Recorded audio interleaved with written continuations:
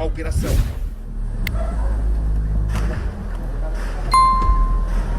E suas entranhas. A vista impressiona. É um mundo à parte. A favela do Jacarezinho, a segunda maior da América Latina, atrás apenas da Rocinha. Em população, é a 7ª da América Latina, mas é em extensão territorial que atinge a 2ª posição. Com isso, vem também muitos problemas sociais. Aqui vivem cerca de 80 mil pessoas, uma imensidão a perder de vista. Uma comunidade para sempre marcada pela operação de quinta-feira, para o bem e para o mal. Os tiros intermináveis e fuzil. Vai estar na laje.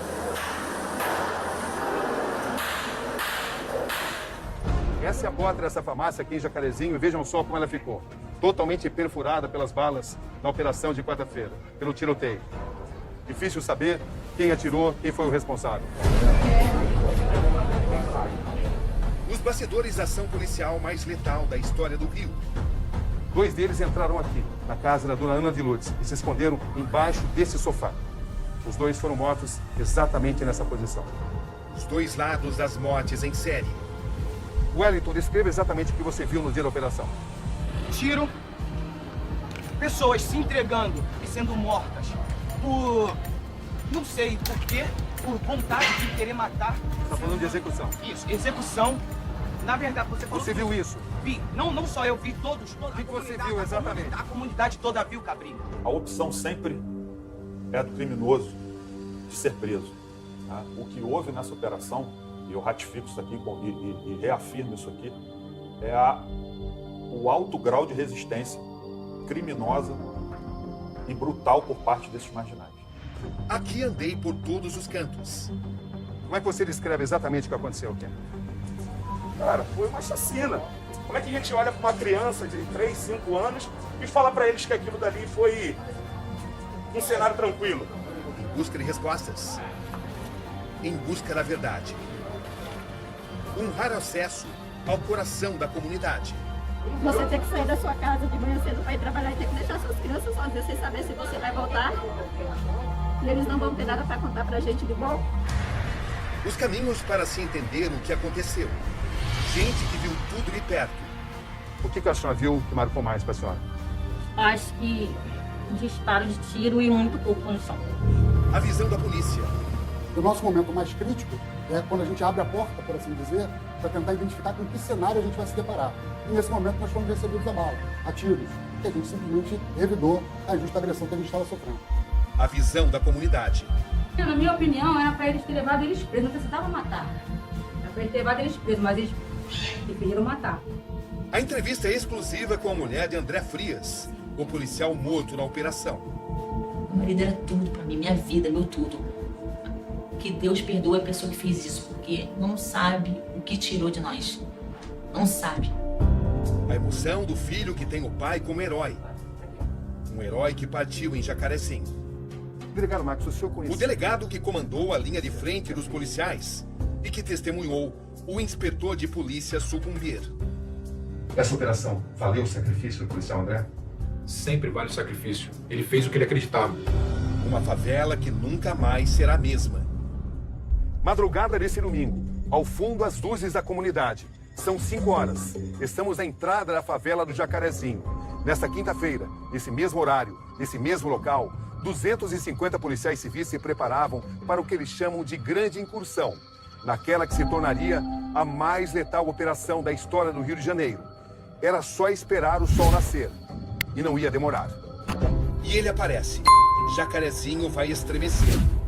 Aqui na favela do Jacarezinho são 6 horas e 8 minutos. Na quinta-feira, exatamente nesse mesmo horário, começava a operação policial. O carro blindado da polícia, conhecido como Caveirão, entrava por aqui. Esta é a entrada da rua José Maria Belo. Objetivo oficial: prender membros de um esquema de aliciamento de menores para o tráfico e o roubo de trens. Os policiais sustentam que enfrentaram uma resistência de cerca de 200 homens armados de fuzis a serviço do tráfico, a serviço do Comando Vermelho. Este é o local exato da morte do policial. Na quinta-feira, o Caveirão da polícia avançou até esta barreira. Eram 6h15 da manhã, quando o inspetor de polícia André Frias e outros 5 policiais deixaram o carro blindado. André foi atingido logo em seguida com um tiro na cabeça, um tiro fatal. Ele caiu nesta posição. As marcas de sangue ainda podem ser vistas aqui. Uma conversa exclusiva com a família do policial morto na operação.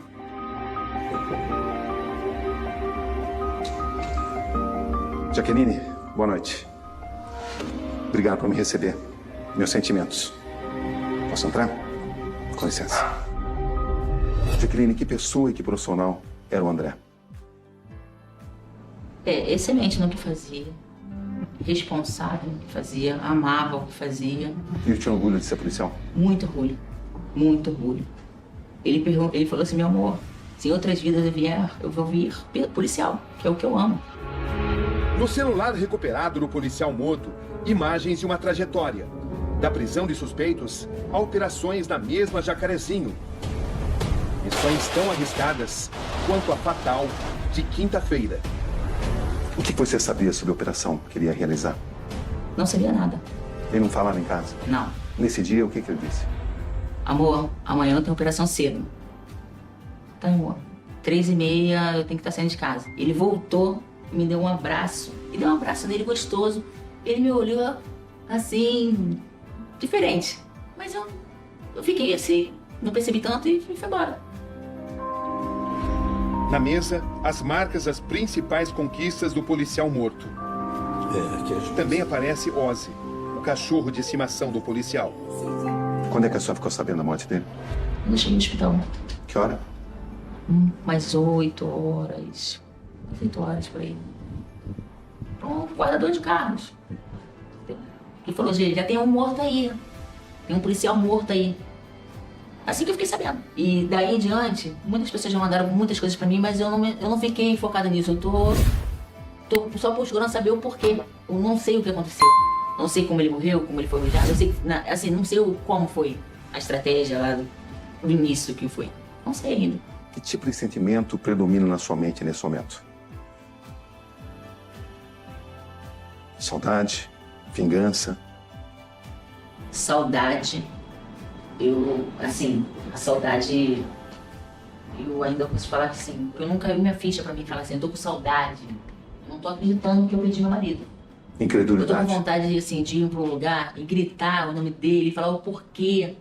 É isso, não tô de vingança, não. Poxa, a pessoa não sabe. A pessoa que tirou a vida do meu esposo não sabe o que ele tirou da terra. A vingança não toma conta do seu coração? Não toma conta do meu coração.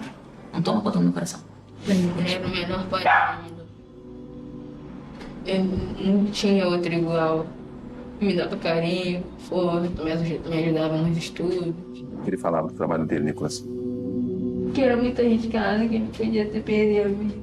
E você sempre vai ter muito orgulho do seu pai? Muito. Sempre. O que a senhora quer mostrar? Essa mesa de café de manhã.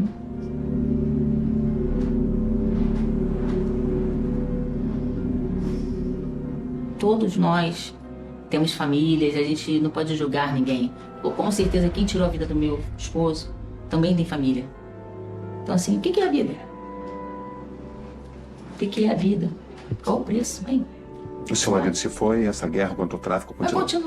Vai continuar sempre vai continuar. Delegado Marcos Amin, boa noite. Boa noite. Tudo bem? Obrigado por me receber. Eu que agradeço a sua presença. Podemos entrar? Por favor. Com licença. Um encontro com o homem que comandou uma das mais importantes tropas da operação. O delegado Marcos Amin chefiava 50 homens altamente treinados para esse tipo de missão. Delegado Marcos, o senhor conhecia bem o inspetor de polícia André Frias? Conhecia bastante o André. O André sempre foi um inspetor ligado à área operacional, na área que eu mais me identifico. Então a gente já teve algumas operações antes de vir a trabalhar junto agora na Delegacia de Combate às Drogas. No momento em que o policial André Frias foi morto, o senhor estava com ele? Estava lado a lado, né? A gente estava no meio da patrulha, havia 5 policiais à nossa frente e ele era como se fosse um policial que estava fazendo a minha segurança, porque o comando da patrulha fica no meio para poder gerir ali a progressão dos policiais. Em que circunstância o inspetor de polícia André Frias foi morto na operação?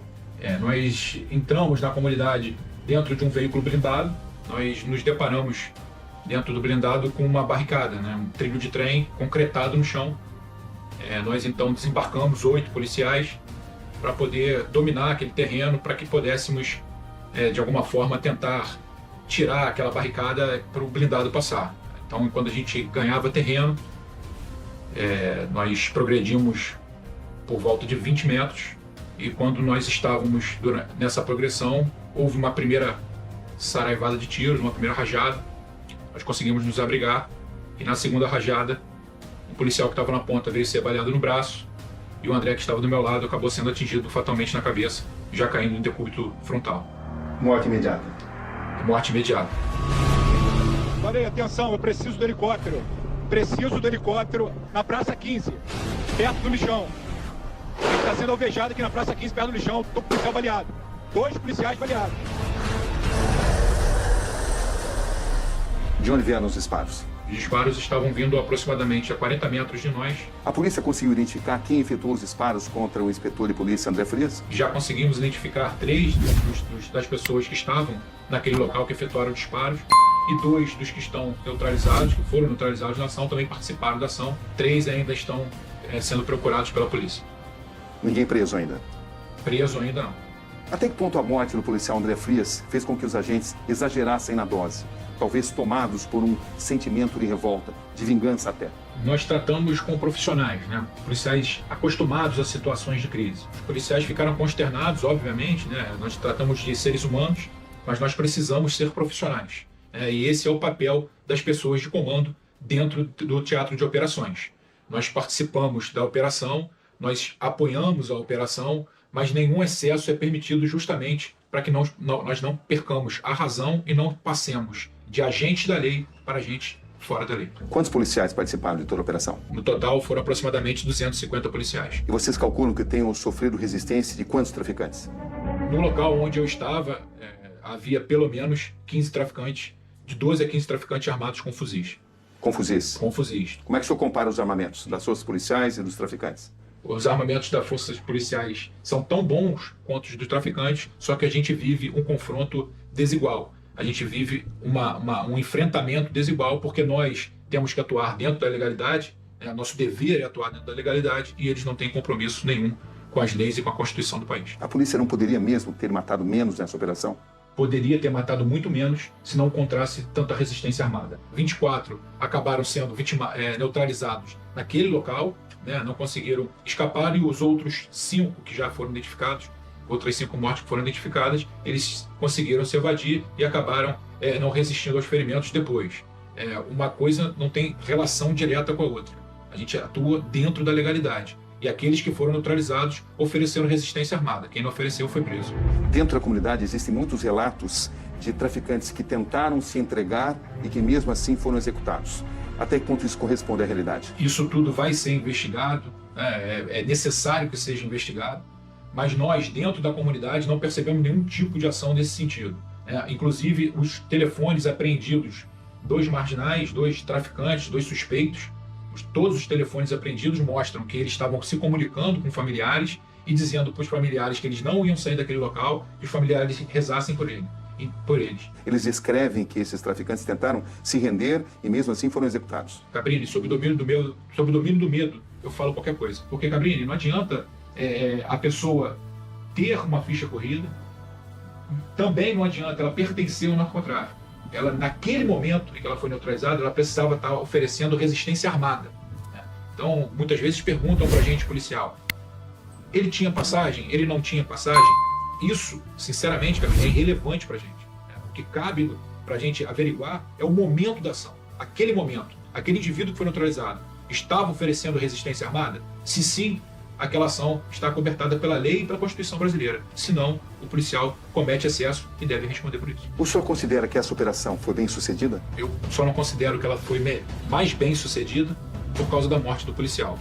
Os traficantes que morreram foi uma escolha deles. Os policiais entram na comunidade, a Polícia Civil tem por objetivo a defesa da vida. A defesa da vida primeiro dos moradores, depois dos policiais e também, em última análise, dos traficantes. Mas quando eles escolhem o enfrentamento armado, não há outra opção Não há alternativa senão neutralizar na forma da lei. Está na laje. Está na laje. Essa operação valeu o sacrifício do policial André? Sempre vale o sacrifício. Ele fez o que ele acreditava. Acho que você já passou por muita coisa também no jornalismo e sabe, se você olhar para trás, você vai ver que valeu a pena, porque você faz o que você acredita. Quando se faz o que se acredita, Cabrinho, quando se trabalha naquilo que se acredita, mesmo com o sacrifício da própria vida, sempre vale a pena. 3 minutos depois da morte do policial, esse mototaxista, que se chama Anderson da Silva, também foi atingido na troca de tiros. No local, ainda podem ser encontradas marcas de bala. A imagem de Anderson sendo ferido foi registrada pelo celular de um grafiteiro que estava no local. Veja a imagem. O cara já deve ter recuado já. Ai, ai, ai, ai. Olha, meu baleado! Meu baleado! Pegou ele aqui! Ai, ai! Anderson, você pode relatar o que aconteceu exatamente? Por volta de 6h11 da manhã, eu fui atingido por uma bala perdida, não, achada, aqui no mototáxi. Esse é o ferimento? O ferimento. Tiro de fuzil? Tiro de fuzil. E como é que você está agora? Tô mal, né, cara? Não tá boa. Possibilidade de trabalhar. Hoje só peço que Deus conforte corações de todas as mães que perderam seus filhos nessa guerra. São muitas as histórias de uma quarta-feira que jamais vai ser esquecida. Um dia de dor, um dia de impotência e um dia de muitos questionamentos. Aqui nós vamos encontrar a manicure Mayra. Você é a Mayra? Sim. Tudo bem, Mayra? Tudo. Boa tarde. Você pode me contar o que você viu, o que você testemunhou? Sim.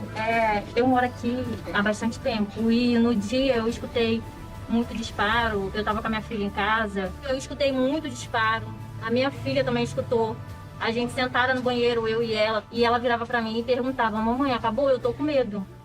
O que a senhora viu que marcou mais para a senhora? Acho que disparo de tiro e muito corpo no chão. Corpo de pessoas jogadas no chão. Muito sangue que tinha no bico, muito sangue. A senhora é a mãe dela? Sim. O que a senhora viu no dia? Eu vi eles impedindo de socorrer minha filha, que estava trancada no banheiro, com a filha pequena. Vi eles com deboche com as mães, desesperada com os filhos, deitado ali no chão. Como assim, deboche? Quando a mãe foi reclamar aos policiais, por que eles fizeram isso e não entregou, não levou o filho dele preso, porque o filho dela se entregou. Ele deu tapinha nas costas do colega e falou pro colega: para de matar filho dos outros, hein, rindo. Ainda virou e falou: não temos que ter pena de mãe de vagabundo. Essa mulher que participou dos protestos perdeu o filho e ainda foi confundida com outra que foi filmada segurando um fuzil. Estão confundindo a senhora com essa mulher? Tá mais de 40, tá muitas visualizações, estão falando que é eu, tô sendo ameaçada. O que a senhora sabe sobre as circunstâncias da morte do seu filho? Que ele estava dentro de uma casa, entraram e mataram ele, só isso. E que ele estava com a mão pro alto, assim falando que não era saber traficante, mas esse mesmo saber mataram. Como é que a senhora descreve isso? Define isso? Descreveu o quê? Eu perdi um pedaço de mim. Eu perdi minha vida! Eu perdi a minha vida! No dia da operação, os suspeitos, segundo a comunidade, ou os traficantes, segundo a polícia, procuraram refúgio em casas como essa. Abri a porta, deixei pra ficar aqui só um pouquinho. Aí entraram. Eles vieram se esconder aqui. É. E a polícia veio aqui atrás deles? Aí quando foi assim, meio-dia, aí veio a polícia. 2 deles entraram aqui, na casa da dona Ana de Lourdes, e se esconderam embaixo desse sofá. Os 2 foram mortos exatamente nessa posição. Você não sabe as circunstâncias? Não, nós descemos. Quando nós vimos que a polícia ia invadir a casa, nós descemos para o segundo andar. Nesse momento aqui, as marcas, né, dos tiros, são marca de tiro de fuzil aqui na parede. Dona Nelita, posso entrar? Dá licença. Quantas pessoas morreram aqui na sua casa? 2 pessoas. Onde? Os meninos se renderam? É. Eles ficaram ajoelhados? É. O outro estava no quarto. O que estava no quarto ficou ajoelhado? É, ficou ajoelhado lá no quarto, perto de mim. Aí eu pedi para ele não matar, ele queria matar ele lá no quarto, perto de mim. Aí eu falei assim: não mata ele aqui não. Aí mandou ele se ajoelhar e mandou descer da casa dela ali para baixo. E esse cara aqui dentro. E o que os policiais disseram? Eu sempre escutei o tiro, moço, que eu tava no quarto, né? Depois saiu o tiro aqui na sala. Depois saiu o tiro aqui na sala, aí mandaram ela descer. Aí eu passei aqui, tá, a mulher tinha saído aqui no chão, a bala bateu na parede ali ainda. E os que estavam aqui nessa sala, que foram mortos aqui, tentaram se render? Estavam rendidos, estavam todos desarmados. Qual foi a imagem que mais te marcou? Os gritos que ficam marcados nas nossas mentes. Os gritos de socorro, os gritos de desespero. Benilson, você é de uma ONG que atua aqui em Jacarezinho. Isso. Que tipo de atuação vocês têm? Nós fazemos trabalhos sociais aqui com jovens, adultos e adolescentes. O que chamou sua atenção na operação? A brutalidade da forma que foi causado esse tumulto, né? De invadir a casa dos moradores e fazer o que fizeram. É verdade que traficantes tentaram se entregar, mas não conseguiram, não puderam? Há relatos. Para a polícia eram todos traficantes? Sim. Só que eu, como na condição de morador, eu poderia dizer que seriam todos suspeitos. Eu não posso afirmar nada. E assim, o que a gente pode dizer nesse momento é que são vidas, independente da escolha de cada um, são vidas que se foram. Tivemos acesso ao relatório da inteligência da operação. O documento identifica e traz um histórico de cada uma das 27 pessoas da comunidade que foram mortas na ação em 10 diferentes locais de Jacarezinho. Quem eram os 27 membros da comunidade que foram mortos? Algum inocente foi executado? Todos os 27 são criminosos, traficantes com ficha penal e comprovação de sua participação no tráfico. Não há um único inocente morto nessa operação que não o próprio policial. A operação se desenvolveu conforme o senhor planejou? Houve algum imprevisto? Não, a operação ocorreu exatamente como é que estava previsto. O que de fato diferencia essa operação das demais operações é que pelo fato da gente ter permanecido algum tempo sem ingressar naquela comunidade, o tráfico acabou se fortalecendo. Então eles fizeram obras de engenharia física no sentido de prover determinados bunkers, determinadas seteiras para eles poderem atirar nos policiais com o objetivo de matar, o que resultou, consequentemente, numa reação muito mais intensa por parte do tráfico de drogas. E a gente teve que, enfim, de alguma forma, suportar essa resistência e avançar. Imagens inéditas mostram momentos da operação policial que durou mais de 3 horas e resultou em 28 mortos, sendo um integrante da polícia. Os policiais sustentam que a resistência armada do tráfico foi maior do que a esperada. Eu nunca vi uma resistência tão intensa, tão brutal e tão criminosa, porque eles a todo tempo faziam emboscadas para as equipes de policiais. Dessa vez foi diferente. Eles não atiravam para fugir, eles atiravam para nos matar. Essa foi a grande diferença dessa operação. A gente precisa, sim, do apoio das pessoas que acreditam no Estado Democrático de Direito, que aquele território é um território do Brasil, do Rio de Janeiro, e não do tráfico.